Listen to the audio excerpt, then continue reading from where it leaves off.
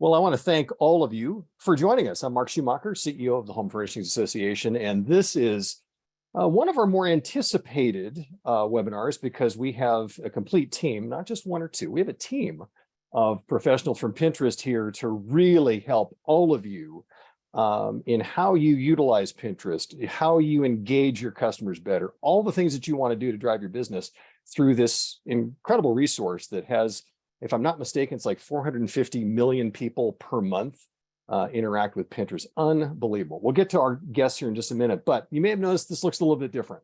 This is our first webinar using Zoom webinar. So there's one little bit of housekeeping I want to mention to you.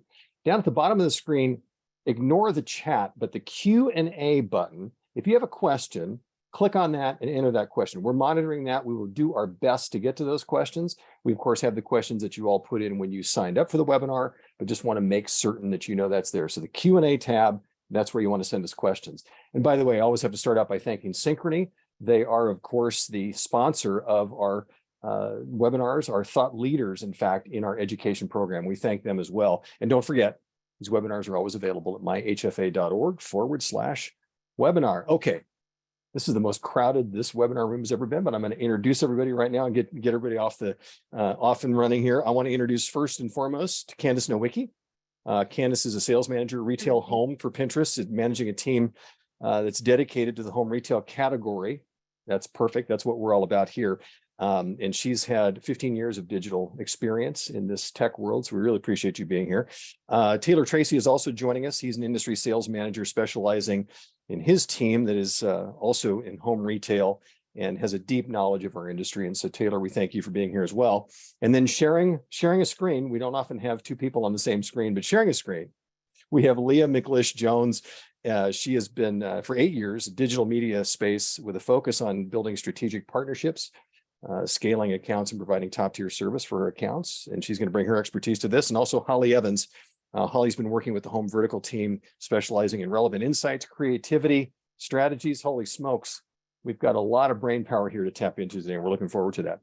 First of all, thank you all for being here. We appreciate it.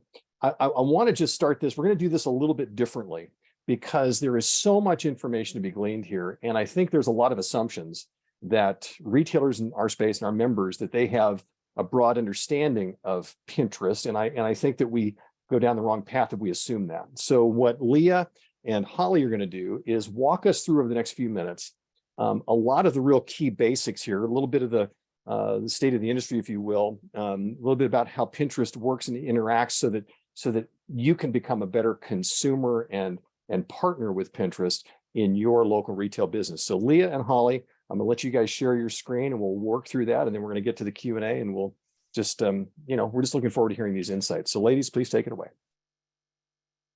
Perfect. Can everyone see our screen just to make sure? You got it. Perfect. Awesome. Well, yes, thank you so much, everyone, for coming. So excited about this and to educate everyone on the platform. So let's just start right away. Want to dig into why we're here. We are here to discuss the state of the home retail industry, Pinterest's role in the inspiration, and how to activate and drive traffic successfully on the platform. Going over the agenda real quick, we're going to cover home on Pinterest, state of the industry, how to activate and drive qualified traffic, creative best practices, and then to end it, we will do the Pinterest executive panel and Q&A. Perfect. Awesome. Just in case you all are not avid Pinterest users, we'll kick things off today with a quick overview of Pinterest and the home category on the platform, as well as shed some light into what we're seeing from the consumer perspective in today's macroeconomic climate. Awesome. At Pinterest, we're on a mission to bring everyone the inspiration to create the life they love. In fact, our goal is to become the world's inspiration company. Before we dive in, let's watch a brief video to get a glimpse into how people use Pinterest. Although we're often grouped into a social platform, you'll see that how people engage on Pinterest is quite different. People discover ideas for their lives. Here's how it works. This is Enid. She lives in New York City. Enid loves street style, photography, cooking, and home decor. This is the pen. pins are most commonly viewed in Enid's home feed, or when she searches for ideas using keywords. The more pins she saves, the more personalized her experience becomes. Enid organizes saved pins into groups or boards. Lately, she's been saving a lot of interior design ideas for her next home project. But this pin isn't just some picture. It's an ad from Lowe's that links directly to their website where she can plan her bathroom redesign. Personalized inspiration, where you can take action on the ideas you discover. Okay, those are the very basics, but there's so much more. More formats, like video and carousel. More use cases, from tattoo inspiration, party ideas, and more ways to discover, like searching with visuals. Hundreds of millions of people use Pinterest to find inspiration to create a life they love.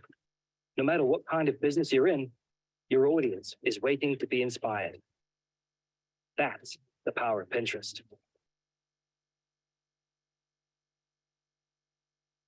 Love that video every single time.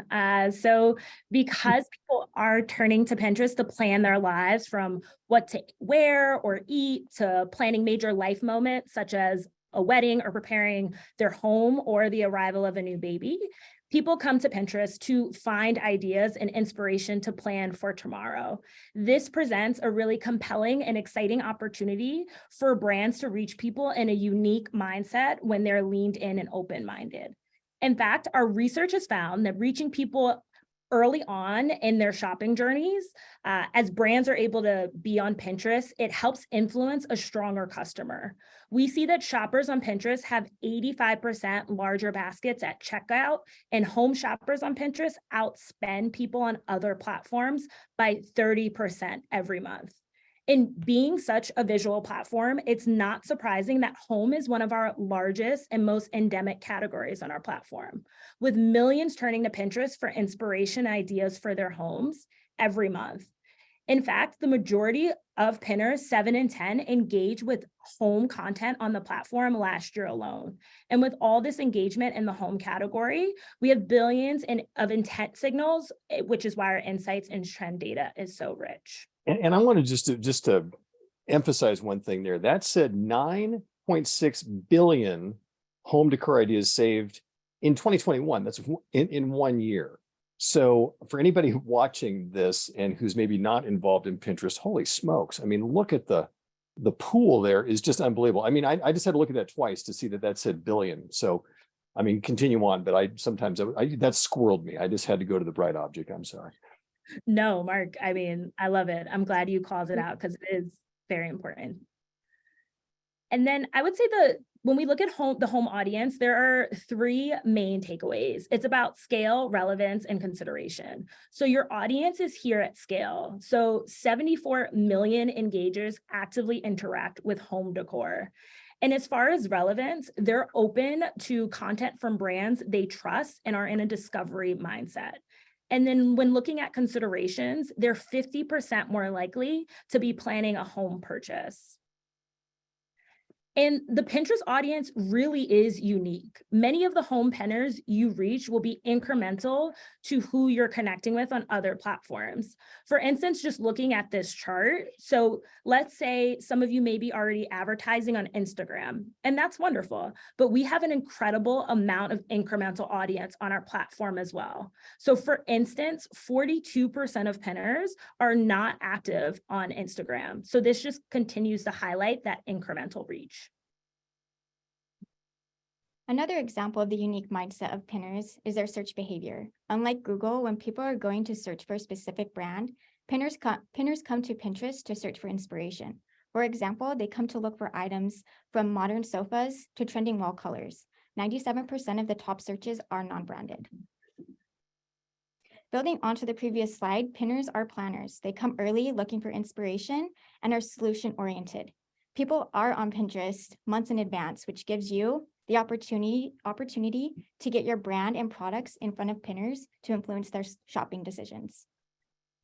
Can I just pause on that for a minute, Holly? A lot of you probably have like active Google strategies and no Google. I feel like they're the OGs in the search space. The two stats that she just shared, I think are really, really important if you're thinking about how do I activate on Pinterest and how do I use it to drive qualified traffic. The fact that 97% of our searches are not branded means that people are coming here before they've decided like even what set of brands they want to include in their consideration set. So like, for example, a big search that we see right now might be like patio, like outdoor patio ideas.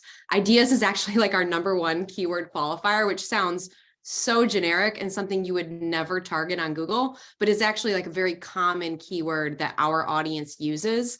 And the reason that I bring that up is because when you're thinking about where we fit into your marketing mix, usually we are the reason that somebody might think about your brand or fall into the consideration set in the first place, which makes our sweet spot tend to be new customers and incremental sales. It's different than how you think about other platforms. So I wanted to take a minute and just underscore that.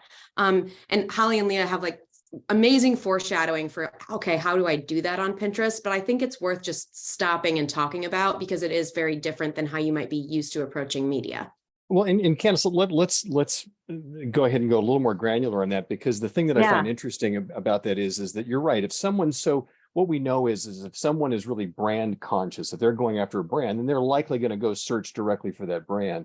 But so this is really, you talk about, I mean, 97%, that's almost everybody, very open. So now this is the real key as we go on with this conversation during this webinar is what are the ways, the successful ways now for retailers to engage that? Because boy, you know, when the hardest thing in retail is finding new customers, right? It's how do we find that? This sounds like this entire pool is open for a recommendation is what, I mean, am I overstating it or is that correct? No, that tends to be our sweet spot, to be totally honest with you, is new customers and incremental sales, because it isn't, you know, I've already decided what I want to buy and I just want to find the closest store near me. It's, I have an idea of what I want, but I haven't put together the exact items that are going to bring my vision to life. And that's why I'm coming to Pinterest. And that's the key, because once you get in the consideration set, you tend to be, I think that the age-old stat is once you get into the consideration set, consumers tend to buy one of those first brands that they pick in their consideration set in the beginning when they actually go to pull the trigger on the purchase. And like, that's the key, is actually influencing that. And, you know, I have so many meetings with retailers where the very first thing they do is they get out their phones and they open the Pinterest app, which I encourage you all to do, and they type in their brand. And then they're like, well, why don't I see myself? And I'm like, because nobody else is doing that. So it's important to take yourself out of that mindset and think about what the user is actually coming to Pinterest to do and where do you want to be in that journey. And we're going to talk a little bit about that, because it's a lot about like trends, and our first party data is so good because people come here to plan. I always say, we know you're having a baby before you tell your friends. Without being creepy. Without being creepy. Leah and Holly, and trust me, if you guys end up going over some of this coming up here, don't worry about that, because it'll help to cement it through. But the other thing I wanted to point out already that also lends itself to this non-branded search is that you talked about how they're looking in advance. You know, we know that those that you know, that the vast majority, you know, 85% of the people that are buying in brick and mortar are shopping on their phone, right? That we know they're starting there on a pad. However, that buy cycle, as I call it, not bicycle, but buy cycle, right, is shorter because they're being specific. There's a chance they're going to come into your store tomorrow or next week. This is a little bit of a different mindset, it seems to me, because if everybody's coming on well in advance, this is really kind of dropping these seeds along the way, right? So you can't, I guess, go into this thinking it's going to be immediate gratification. They're going to go to Pinterest, see it, and they're going to be in your store tomorrow. Is that an important distinction? And it doesn't matter which of the four of you answers that, but is that an important distinction for the mindset for the retailer that's engaging Pinterest? Who wants to take that? That's a toss-up question. Yeah, I think it's important, I'll take it, that when you think of, to your point, Mark, advertising on Pinterest, you may not see like immediate gratification. We do have like tools and analysis where we can do like time to convert. So like, how long does it take your customer to necessarily convert on Pinterest? But we often say when like running any kind of like test or just trying to prove out incrementality, we'll say test it out for at least a quarter. And then we can kind of revisit those results as needed. But yeah, definitely won't always see immediate gratification. Like I'm looking for outdoor furniture right now. I've been looking for over a year, and I always Right. see brands come up on Pinterest. And more recently, actually one of our brands, I'm like, oh, I actually think I'm going to be buying this brand.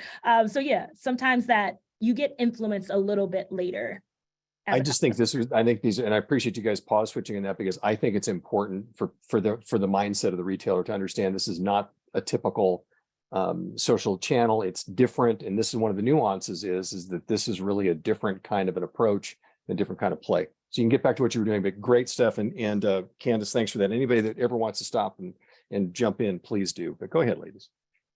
No, of course. I think building onto Candace's point about trends. So one of the most recent trends that we're seeing is that people are looking at micro upgrades and organization. And here are some of the trends around this theme over the last 30 days. So in particular, we've seen a 95% increase in searches for cool couches, as well as a 2x increase in searches for minimalist boho bedroom. So if you're interested in leveraging this tool, definitely check out trends.pinterest.com. And this tool can really help your brand look for inspiration and just build onto further content. I think that the nice part about trends.pinterest.com, Mark, and for everybody that's on, if you're thinking about like, where do I start on Pinterest and maybe what pictures from my catalog should I focus on first? This is a really great place for you to see what's really relevant to the pinner right now. Everything from top searches to what's increasing and actually trending over time. And I think that helps weed out a lot of like the paralysis of like, how do I even get started? This is such an open-ended platform. So use it to your advantage. It's really, really simple. And people are probably plugging it to their computers right now, but I recommend you play with it because I think it helps a ton for finding imagery and targeting strategies that are relevant to your assortment. Is it in real time? I mean, is this something that's updated consistently? I believe it is real time, Leah. Holly, keep me honest. I know you can look at like year on year, month on month, and even week by week. Is that right? Yeah. Your specific trends will be updated every 30 days, however. There we go. Close to real time, Mark. Yeah. And appreciate that. And because that's a question I know that I'll get asked afterwards if I don't ask it here. Let me ask you this real quick. We did have a question come in and it's relevant to what we're talking about. It says if we're agreeing that people are shopping well ahead of purchase time frame, is there a way to identify the guest and target market that person with store company specific advertising or offers? Dun, dun, dun, dun. You guys want to take it or do you want me to take it? You can take it, Candace. Okay, I'll take it. There's a couple of tricks that I think are really helpful. One is if people are planning well ahead of time, what they tend to be doing is searching and saving, and we bounce back and forth. So on Pinterest, you've probably noticed there's two feeds.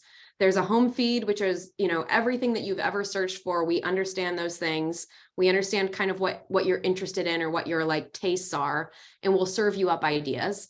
And then you have a second tab on Pinterest that's your search tab where you go to actually search for specific keywords. And usually when people are early in that shopping process, they're doing a lot of tapping on pins and closing up on them, and then saving them to different boards and giving them board names. And on Pinterest, when we get to the ads part, one thing that you can do is engage your retargeting. So you can say, I want to reach all of the people that have tapped on my pin and maybe saved it. And then you can add geo layers to that as well. I mean, I think when we start talking about geographic targeting, you can target down to the zip code level. It does get really granular. And when you do things like that, like targeting a home decor audience or a specific room focused audience or moment spaced audience makes a ton of sense. You probably don't need to go more granular than that. But there are opportunities for pulling people down the funnel, whether it's people that have engaged with your pins or people that have visited your website, things like that. Fabulous. Okay. Thank you. Love. And to Candace's point, like people come to Pinterest to do, right? Not to passively scroll. Brands do really well when they position their content to help people discover new ideas, learn new skills, take action. So the key takeaway from this slide is Pinterest gives people the inspiration and excitement to complete a project like buying a new couch so you can lean into a coastal grandmother theme for the summer. So a couple questions to think of is, how are you positioning your content on Pinterest?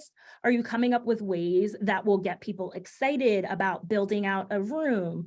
Do you have the video content that will show rearranging, someone's couch and furniture? And those are just things to think of when planning your business on Pinterest. So, and I'm really good at stating the obvious. So I'm just going to do that. So it seems to me, if I'm putting all these things together right now, what you're saying is if I go to that, to the trends.pinterest, and if I look at that and I see what those trends are, you talked about those couple, if I'm not really thinking about my content to respond, if you will, then I'm missing an opportunity. Is that fair? Yes. Okay. Gotcha. See, stating the obvious. Yeah, love it. Got to be good at Just something. to Go hop ahead, in Taylor. quickly, Mark, I mean, I think if you zoom out and think about, where brands can meet the pinner on Pinterest is that like we're a visual discovery platform. So if you're not leading your potential customers to the water of like, helping them discover new ways to arrange a room, or specific products that are like relevant to driving profitability for your brand, that's where we see some brands like struggle from the onset. So as long as visually aesthetic and the team's going to go over some creative best practices, that's really where when you come out of the gates and test Pinterest for the first time, where we see a lot of small to mid-sized brands really thrive because they got that piece right. Super helpful. That's what we're trying. Those are kind of takeaways we want to make sure people have here. Okay, awesome, Taylor. Thank you. Now let's get into how to activate and drive traffic on Pinterest. We talked a lot about Pinterest 101, but now let's discuss how to activate and drive traffic. When getting started on any platform, it's important that we lay the foundation. Here is a must-do checklist on getting started with Pinterest. First thing is creating a business account. Install the tag, ingest your product feed, become a verified merchant, understand your audience, and prepare to measure. Additional resources can be leveraged at help.pinterest.com. Once you've laid the foundation on Pinterest, the next step is to align your objective to the pinner journey. So we've been discussing the importance of inspiration, but inspiration leads to decision and then to action. It's ideal that we align on this objective prior to getting the campaign set up, because this will be a crucial part. Align that approach to your objective. Make sure you're setting up campaigns that outline to the outcome that you're trying to drive. For instance, if it's site traffic, the objective should be drive considerations or drive conversions. Common mistakes that we see is brands don't often align with their strategy and focus on best practices. Performance may be impacted if you want to drive qualified traffic from your site. It's important to keep in mind that the first step on influencing audiences on Pinterest by going to the site. And building on from the previous slide, it's important once you identify your business and marketing objectives that you align on the creative format and bid type. So you figured out your goal. Let's say you're looking to build awareness so more people can understand your brand. If so, you'll need to curate specific ad formats such as standard video, max width, etc., and focus on CPM and cost per view. If you're looking to go deeper within the funnel, consider leveraging a consideration or conversion campaign. Starting at the consideration or mid-funnel level is where your brand will reach new people on Pinterest who are currently searching ideas for their dream home. You will be driving traffic to your site to help people learn about your products and drive them to make decisions. And it's best practice just to run multiple objectives within one campaign. We often see 2x to 3x just better performance when we run multi-objectives in one campaign. So for instance, to build the funnel, we need to create awareness and drive more pinners down the funnel. You'll need to create content that will make them want to engage. Taylor talked about this a little bit before, but we'll get into creative in the next few slides.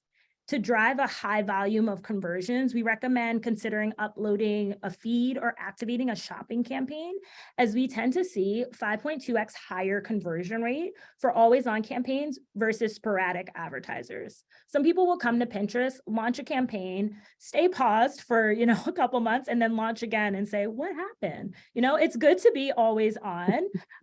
And a shopping feed would just be great for home furniture. If you're a tile company, flooring, etc., it really can help reach a larger audience. Before we move on, ladies, I just want to take a minute and like double click and break down these last two slides because I sometimes can find them a little bit overwhelming. The first one is like, I know that the purpose of today is to talk about driving qualified traffic with Pinterest. And a lot of the retailers on this call might be thinking, oh, I have a really limited budget. Do I really want to spread my budget across all three of these objectives? To which I would respond, no, we don't want to do that. And I think like there's an evolution to your strategy on Pinterest that's really, really important. So if you're going to start somewhere and you have a small budget and you're saying, I'm just testing the platform for the first time, start in consideration, because the entire point of consideration is to drive traffic to your website. And like these ladies have done a really good job here of including the three best ad formats for doing that, which are our standard pins, which are just images, our carousel, which is a little bit more of like a slideshow. So if you have one product a few ways or shown in a lifestyle or like in-room setting, and then there's collections, which has like a shoppable drawer at the bottom. Those are our three best traffic drivers if traffic is your primary goal. But as you expand your Pinterest strategy, the point that they made on the next slide is if you have more than one objective live, you're going to see outsized results. So like that's the key progression, right? Is start in consideration, focus on building traffic, but when you're ready to expand your strategy and you want to see even better results, we see a halo effect when advertisers add something else to the mix. Three great examples: having consideration and conversion live, or having consideration and awareness live, or if you happen to have a shopping feed, which I always recommend uploading to Pinterest, you can kind of automate a little bit of that process for you by launching a product that we have called catalog sales. It's not for everyone. I know like having a catalog of online products and maintaining it can be a lot, but if you have it, use it. It's an incredible tool. So what I hear you saying is just don't be static into one channel or one aspect of this. It seems to me like you're saying that we know that the consumer, the pinner, is somebody who's looking for, what's going to grab their attention, and maybe it's a little bit something different that takes them a little bit deeper down the decision path. It's about connecting the dots, right? And being there Yeah. through every step of the planning process. Fabulous. Okay.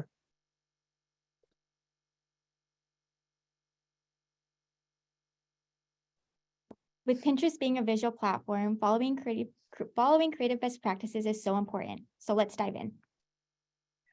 So curating creative across the funnel is key to success based on your objective, kind of what Holly and I kind of leaned in a little bit earlier. So for awareness, creative will look like the top image where it's visually appealing and speaks to inspiration.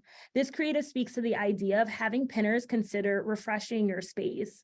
This is great messaging for furniture brands, as pinners will refresh their space based on a seasonal basis. So for instance, new pillows for spring, some people will change out their furniture just based on the season. And people are coming to Pinterest with an open mind. So they may not want to refresh or redecorate their home initially, but now they feel inspired.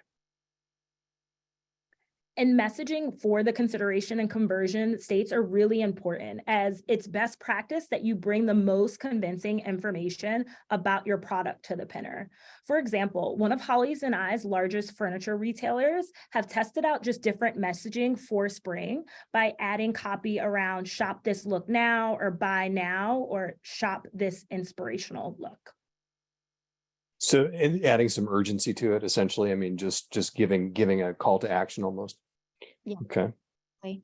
And digging a little bit deeper into that, having a call to action that is easily understood, actionable, and playful will lead the pinners from inspiration to action. The call to action should answer the pinner's question of, where is this pin taking me? Examples are to shop this product or to the spring collection.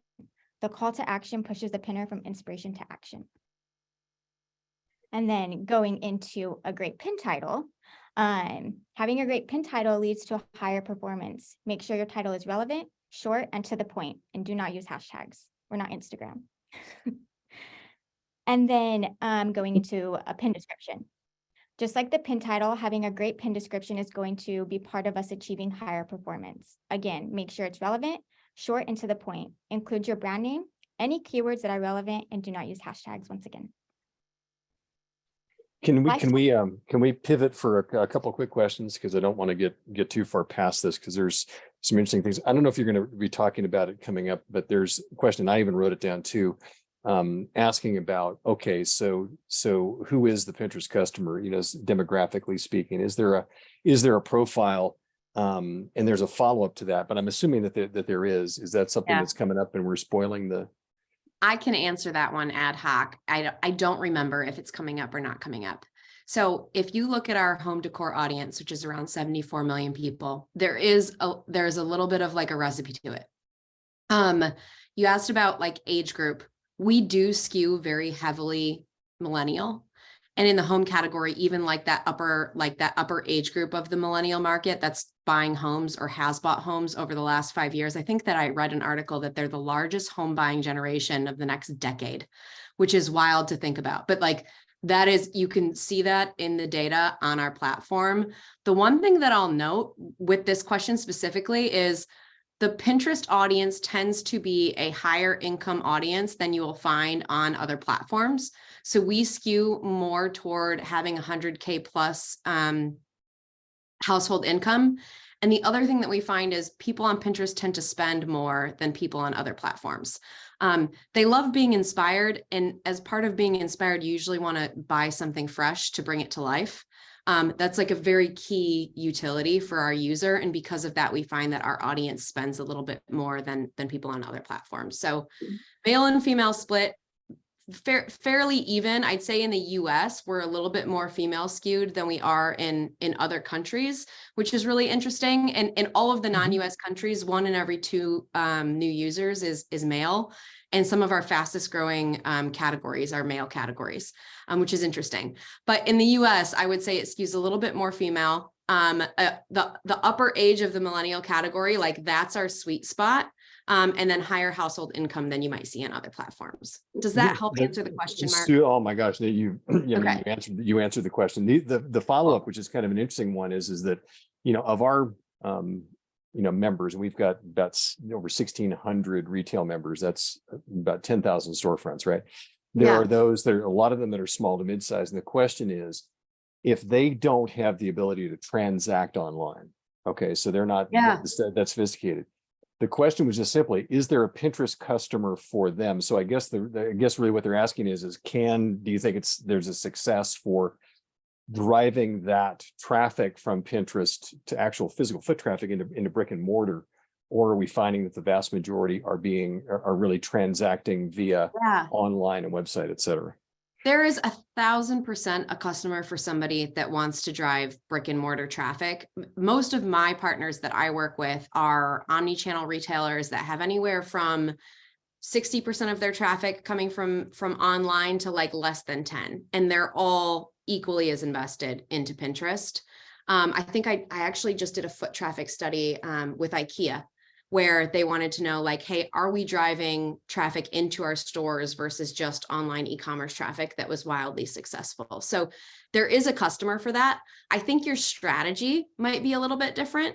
So my question to you would be, like, does traffic to the website matter? Like, if you find that you can get customers to your website, does it increase your conversion in store? And if it does, great, use consideration to drive that value for you. But you also might want to think about awareness and just getting your beautiful assortment and your imagery in front of the right people when they're thinking about what they want to buy. Because there's a lot of times, like, I save something to my Pinterest board and I go into, I live in Chicago. So I have a couple of small boutique retailers that I love in the home space. And I go in there all the time with my Pinterest board and I'm like, I want this. Do you have anything like that? Can you help me bring that to life? That kind of thing happens all the time. Okay. And it's interesting that this slide talks about lifestyle imagery. So this is, I guess part of this is also to make sure that whatever they are putting up there does place the product within a real environment. So ladies, go ahead and continue.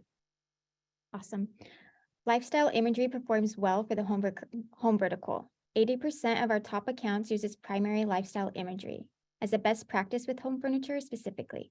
Pinners want to imagine themselves in the space and visualize it rather than seeing other people in the creative. Also, one of my favorite little nuggets is pets improve performance by driving a higher click-through rate. Pinners view pets as part of their families, and pets spend most of their time lounging around. So, a cute little puppy on a couch, tear it up. And home brands who leverage seasonal related ads had an average CTR of 1.12%. So utilizing seasonal behavior ads really help your brands remain relevant. So you show up in search results for high intent audiences and you become known for multiple forms of inventory. So for example, right now we're seeing a lot of pinners actually search for home decor and home furniture, just outdoor furniture. One of our larger advertisers have already started showing outdoor furniture in their pins to lean into the current season. Let me ask one more quick question. I'm sorry. You guys are being so patient with these interruptions. There's some great questions here. This one just came in. It says here that, for the Pinterest audience, as you're creating titles, descriptions, et cetera, it says, are they looking, this is an interesting question. Are they looking more for sales and inspiration, more on sales or more on inspiration? I guess they're trying to figure out really what do those percentages look like as far as the typical pinner. I don't know a specific percentage around that, like how many pinners are looking for sales versus inspiration. I think that is part of reconnecting with the pinner though. So you've inspired them to go and click on and engage with that pin. And guess what? Okay. You can go back and re-engage with them on, your Memorial Day sale. So like Candace was talking about earlier, re-engaging with them, you can use those previous pins that they've been inspired off of.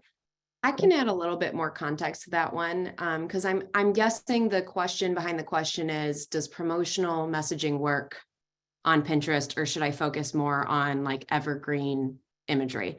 And my answer to that would be, what we find in our research is that evergreen lifestyle imagery actually works better than like urgent promotional sales imagery on Pinterest. And I think it's a really important distinction because it's probably different than how you're approaching other platforms. 100%. I have a couple of retailers that have success in promotional strategies, but they're also like spending a boatload on television, which is complementing it incredibly well.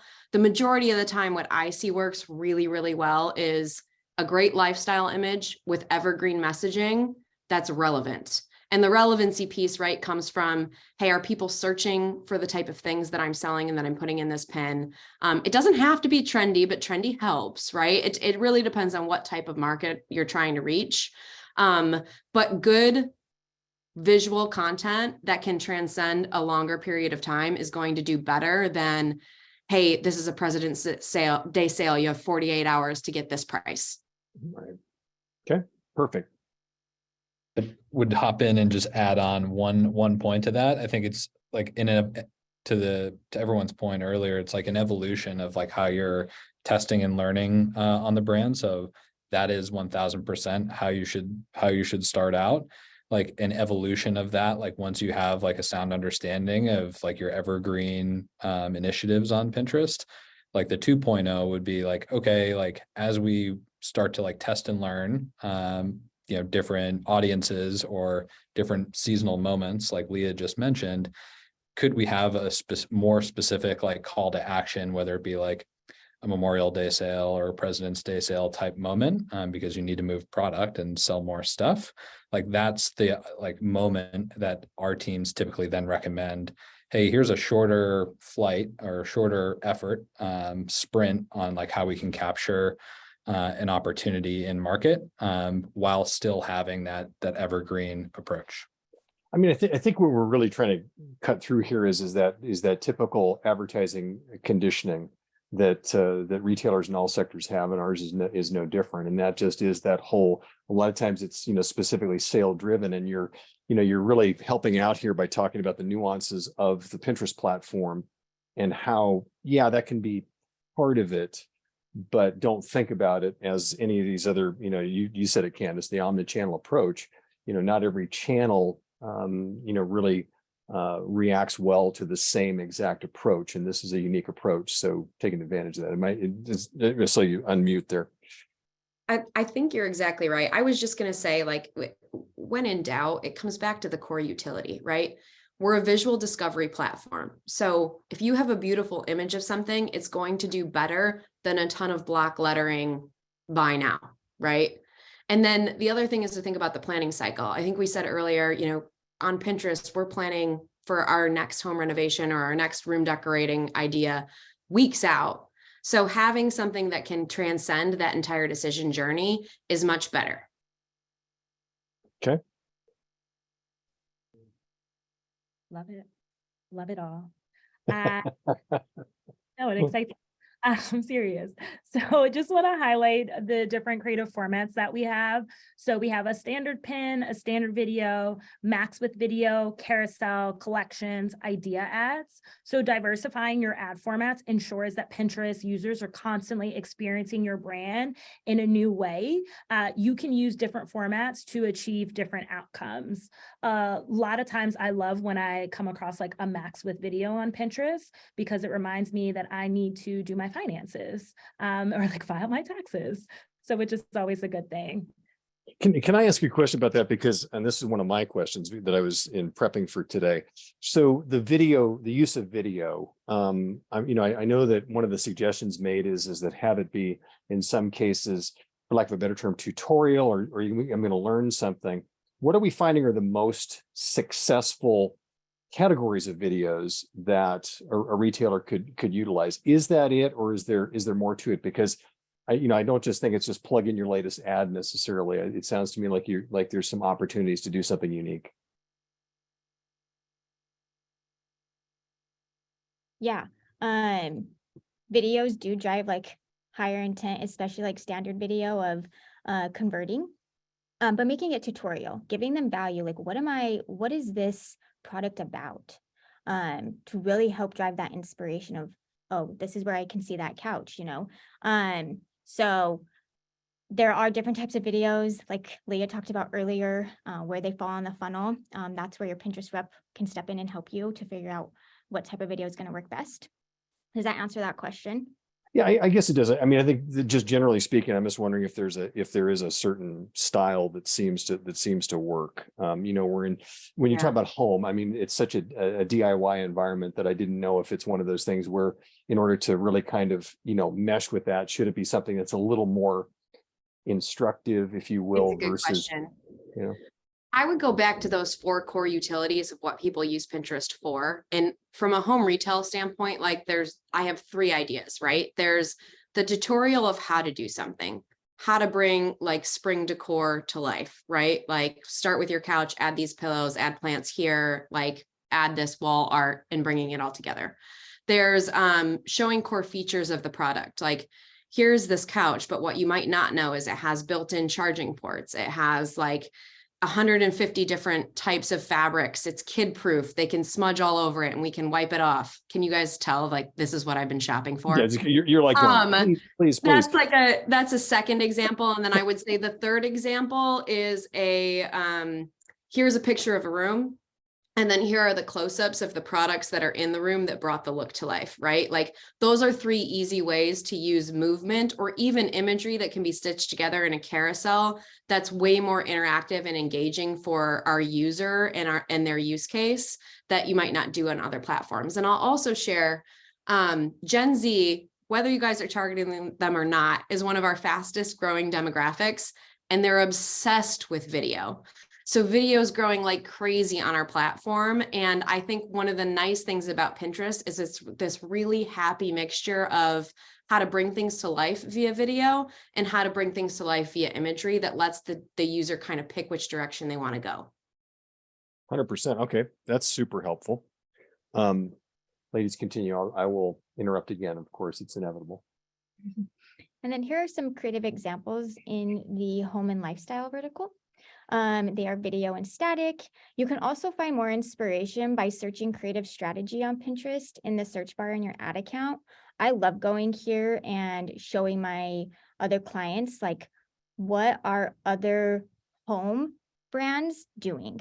Anywhere from video to idea ads, especially with idea ads being a newer ad product for us. My clients are loving that. It's a storytelling option. And that's really helping drive inspiration. And transitioning over to the Q&A section. So we'll stop sharing our screen now. Well, and it's perfect timing because I've got a few more questions that came in, and then I've got a few from that were from earlier. So this is an interesting one. It says, how can you help a small business with a 50-mile delivery range? All right, so now we're really talking about how, you talked about it being almost zip code by zip code, but can you talk a little bit about that localization for the smaller retailer? And I'm throwing, these are general open questions. Anybody that just feels it, Taylor, if you're feeling it, just Taylor, jump in. I'm going to let you take that one because that is up your alley. Yeah, you got it.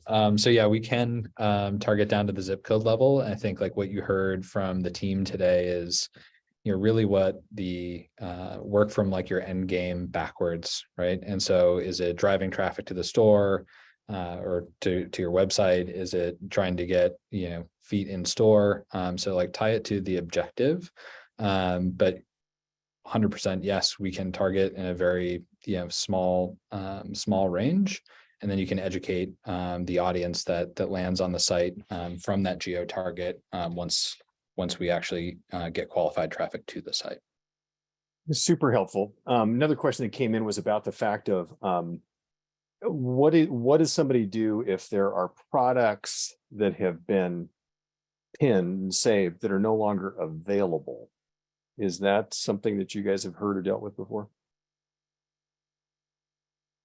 Yeah, it is. One of the best parts about Pinterest is how long your content lives on. It's also can be like the greatest annoyance of all time. So I'll acknowledge that. Particularly when things do go out of stock, which happens, right? Particularly in the furniture space, the last 3 years have been a ride. There's like right now, the way that it exists today, there isn't a ton of option to say like, okay, I want to get rid of these things because they're not relevant anymore. If what you're doing is a product pin or a strategy that is tied to your product feed, when things are out of stock, Pinterest will not show that. So like we actually use the metadata in your feed to decide what to show to audiences because of that problem. We don't want to show out of stock items either. So that's one thing that you can do. Now, where it gets tricky is sometimes people find something on your website that they're in love with. They pin it from your website to Pinterest, and then it becomes a rogue pin that they have saved that then gets saved by other people. We're working on a couple of tools right now to allow you to manually remove those things that aren't out yet. So stay tuned. But one way that you can overcome that is by leveraging a product feed if you have one. And Mark, did I answer the whole question or was there a second part to it? No, you guys are nailing it. I appreciate it. And it is kind of funny what you said about, if we just could do away with rogue customers pinning stuff. I mean, I know they just mess everything up. So let me ask you a couple of things that as reviewing all this and questions that came in prior that I wanted to ask you. So, we use the term omnichannel and obviously the biggest challenge for retailers these days is what that blend looks like, right? So I guess my question is that as much as you want everybody to only do business with Pinterest, what do you suggest for how this can blend? Because you've got people, as you know, on all different channels. Is there a blend here? Oh, hi, we got a. Is that our under the weather 5-year-old? George. He's homesick today, but he's been really good. But I think his YouTube timer went off. So give me just a minute. I'll leave it to the team. No problem. Actually, he was pinning some things on Pinterest. That's what he's been doing. Probably was. Probably was. Like father, or like mother, like son. I'll be right back. Not a problem. You guys want to tackle the kind of that synergy for what you would suggest to people that are trying to fit Pinterest into their overall omnichannel approach to selling? Oh no, you go. No, you go. You came off mute first. You beat me. Yeah. It would be silly of us to think like your customers aren't engaging on other platforms. Albeit, would love to drive a partnership with you all. I think like the most simple way to think about it is like draw a line in the sand on like how, you would like ideally to to measure success. A lot of the brands that we work with that are just getting started, that like maybe like less mature, whether it be on Pinterest or social in general, is take an approach and test and learn upon that approach and see what the impact is, whether it be traffic to your site or actual sales. Attribution is incredibly difficult. It's something that we talk about for hours every single day on educating our customers. And I think the most simplistic way that you can take a look at it for your personal brand, whether you're a one store kind of shop that's local, or if you have a regional focus, the best way to look at it is, what do platform insights look like? Meaning, what does the platform data that Pinterest is giving you look like? Compare that with other brands that you're running with. And then it's a test and learn on your business, on saying, okay, how can I correlate traffic and conversion rates? Like, how efficient are we at converting site traffic to actual paid customers? So that's like the 1.0. I'm not sure if anyone else on the Pinterest side wants to add on that. Well, the one thing that I have already learned from this conversation today is that also this is a little bit of a longer play.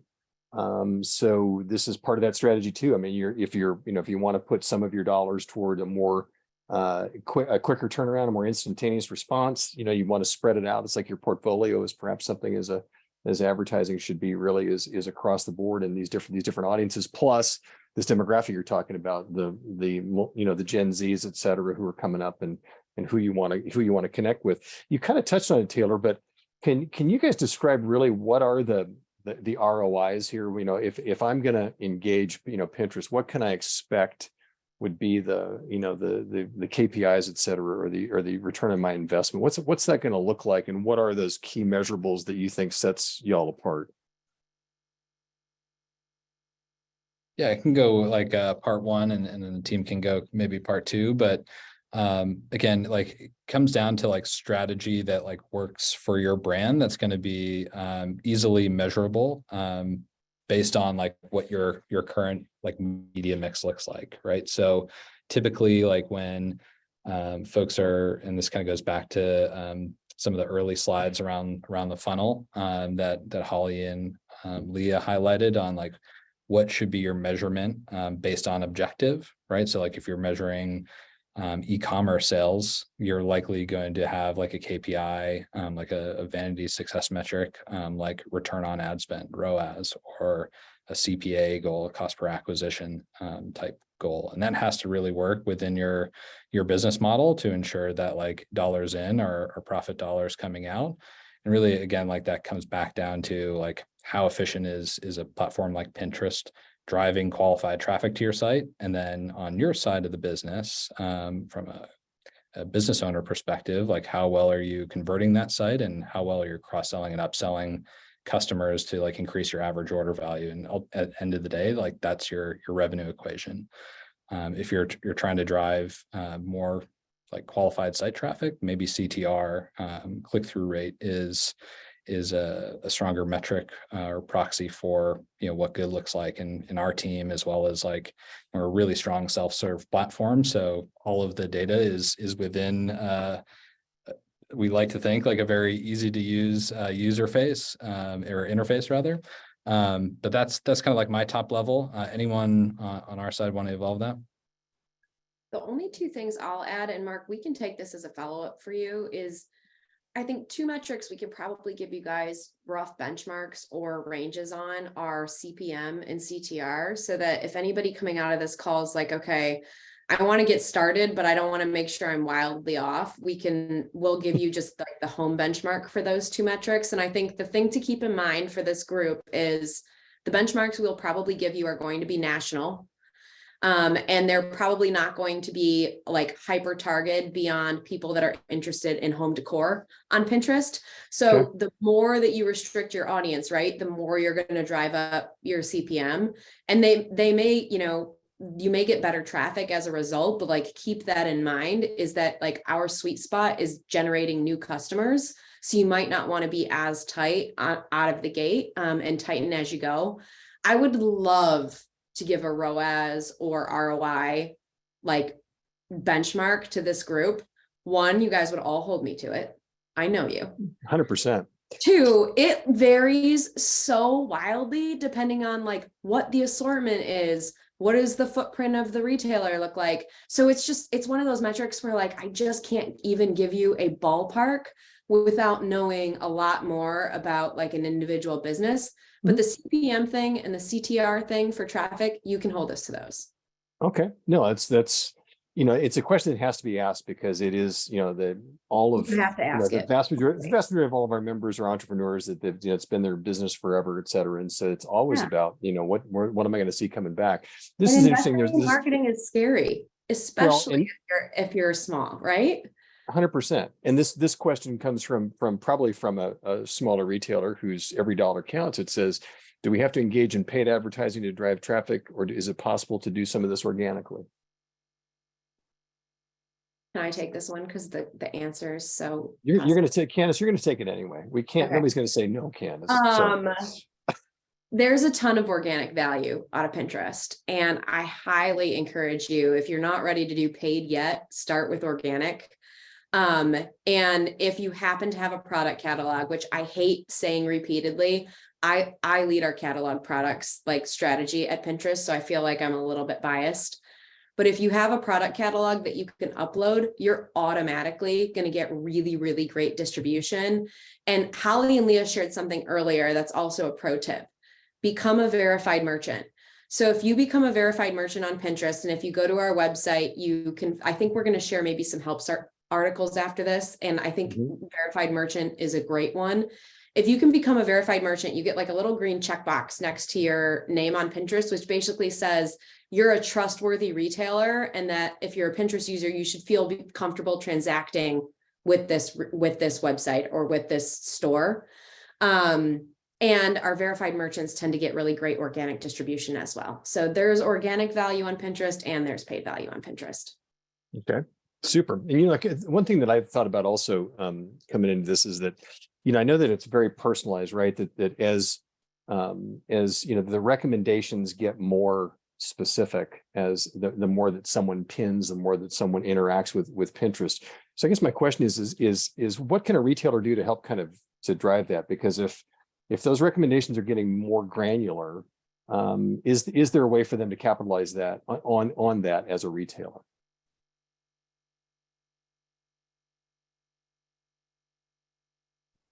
Taylor, do you want to take that one? Sure. I think, yeah, generally, yes. But like, again, if you like go back to the beginning of what Holly and Leah, you know, shared at the onset, 97% of people are coming to Pinterest, you know, without a brand in mind. Right. And so from a paid advertising perspective and like how you like get more and more specific is influencing those individuals like with paid ads to then, you know, save to their board and, you know, eventually take action by, you know, visiting your website and hopefully we can, you know, drive some purchases as well. But it really comes back down to, you know, thinking about the audience that's really relevant to your brand that you'd like to reach, to further influence them down, like down the sales funnel. Super. Believe it or not, we're coming to the end of our hour. I want to have we're going to put up a couple of reminder slides here before we leave you, and we want to mention that we of course have the High Point Market, the furniture market, is actually coming up in just a couple of weeks, which is hard for me to realize. But isn't that, there you go. It's beautiful. It is gorgeous. We love it. You can get everything you need to know on myhfa.org. And also we've got a ton of resources to help you drive store traffic at go.myhfa.org/store-traffic. And this, of course, is also going to be a webinar that's going to be very viewed on myhfa.org/webinar. I want to thank our guests today, and I first want to especially thank Leah and Holly, who had to manage through incredible amounts of interruptions. In order, can we take that graphic off? for a second. I'm just gonna, I want to be able to see you guys. Here we go. Hold on a second. Oh, it's coming. It's coming. This is our new webinar source. But ladies, thank you so much. You guys were so patient. I think it was a great presentation, a lot of great information. So thank you so much. I also want to thank Taylor Tracy, joining us from New York, on key member of the Pinterest team, and Candace Nowicki. I want to thank you, and I also want to thank probably my favorite guest today was George Nowicki, and we hope George feels better. Listen, everybody on this can certainly relate to having a sick child at home. So we hope he feels better. Hope you all feel better. But we thank our friends from Pinterest. What a great webinar today. And I want to, as I always do at the end of every webinar, I want to wish everybody two things: wonderful health and terrific sales. We hope that we've helped you drive that traffic today. I'm Mark Schumacher on behalf of all of us here at HFA. We'll see you next time. Thanks so much, Mark. Bye, You got it. everyone. Bye.